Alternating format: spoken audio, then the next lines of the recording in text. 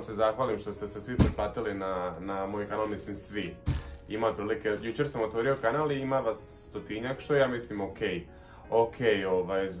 i za prvi video ima 500 i nešto pregleda na tom prvom videu, tako da evo bilo je onako zanimljivo za mene, malo gledate brojke kako se to podiže i sve ostalo. A za današnji video sam pripremio, to jest radit ćemo danas nešto da ne pričamo, nego da nešto malo radimo, a to je flower box. Radimo cvjetnu kutiju.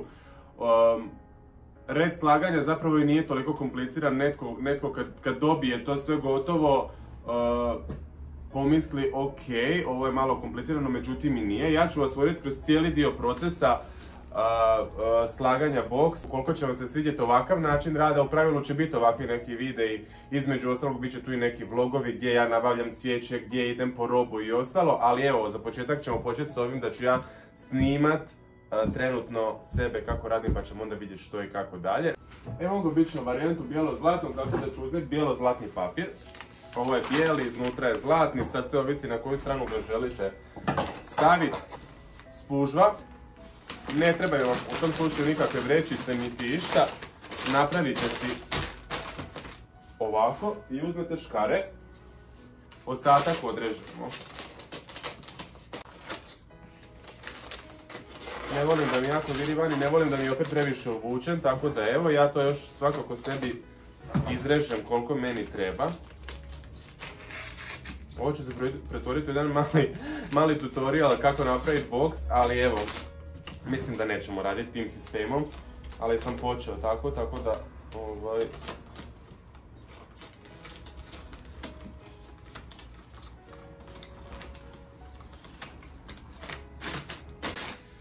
ono što ja obično radim je to da si prvo malo samo popunim zelenilom, čisto da imam neku bazu po kojoj ću dalje raditi. Kako je ova boja ljiljana predivna, znači ova boja ljiljana je topova. Mini ruža, obične klasične ruže i gerberi. Ovo su mini gerberi, nisu veliki klasični.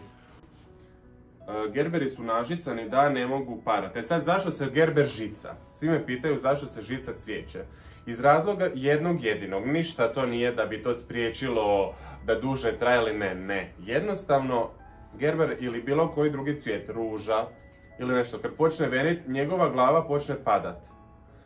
Žica služi tome da kad počne venit cvijet, da on i dalje stoji ravno. Razumijete? Znači ne pada glava ovako, nego stoji ravno.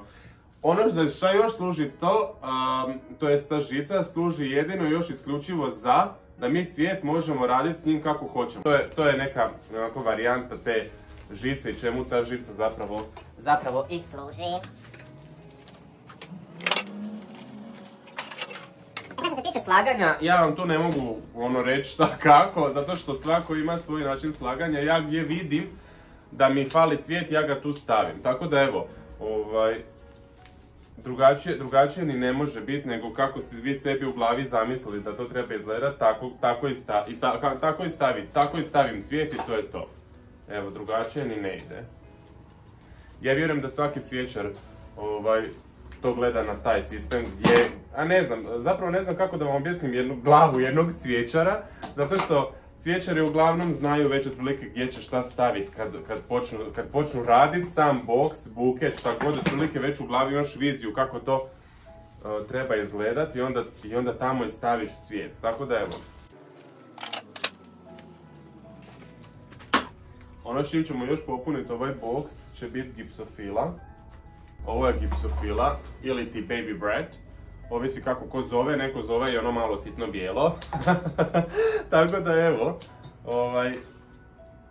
mislim da ću u ovo čak staviti malo pampasa da ljepše to sve bude ukomponirano. Ovaj box sam malo raširio sa zelenilom i sa cvijećem zato što sam trebao ga raširiti malo.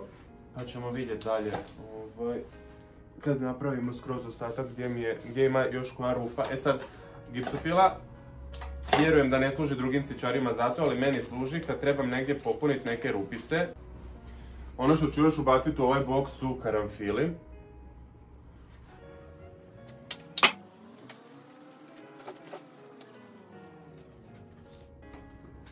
i pampas trava.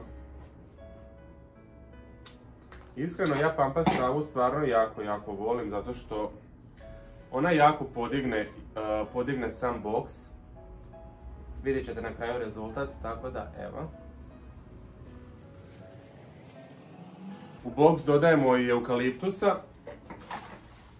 Ja osobno volim eukaliptus zato što je onda, kad stavim eukaliptus, on bude onako fluffy, ne znam drugu riječ kako da vam...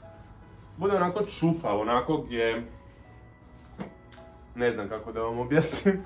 A vidjet ćete na kraju, mislim, već smo pri kraju, lagano.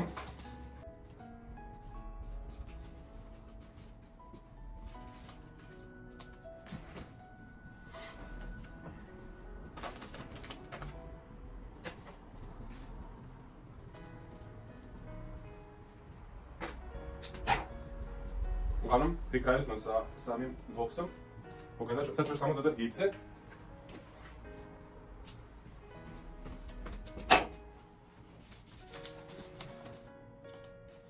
Zato što vidim da mi je ovdje neka rupa.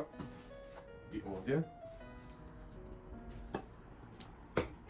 Ono što na kraju ja znam staviti u sam boks je mašna. Pa ćemo sad staviti i mašnu. Stavit ćemo je recimo u boji nekoj isto tako roskastoj. Dužina je otprilike oko metar. Ovo je otprilike neka dužina mašne sad. Lagano napravimo, ja pravim duplu mašnu, tako da ćemo i ovaj put napraviti duplu mašnu, da.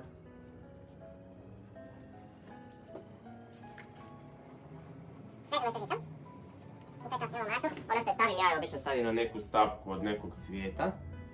U ovom slučaju ćemo staviti na stavku od gerbera, recimo. Naš boks je gotov. Evo ga, kao što vidite, nije ništa zahtjevno za radit, mislim. Ja sad vama to kad pričam nije ništa zahtjevno, vjerujem da neko kad bi uzeo i pravio, vjerojatno bi se namučio. Meni nije zahtjevan, ali evo, brzo on bude gotov za onoga ko zna. A vi mi pišite u komentarima kako vam se sviđa boks i pišite mi u komentarima što bi dalje voljeli gledati. Svakako da ćemo mi ovdje raditi puno stvari, od vlogova, od toga da ćete ići sa mnom u nabave, u pripreme za Valentinovo koje nam je uskoro. Ljudi, pišite mi sve što želite gledati. Vidimo se u sljedećem videu. Ćao!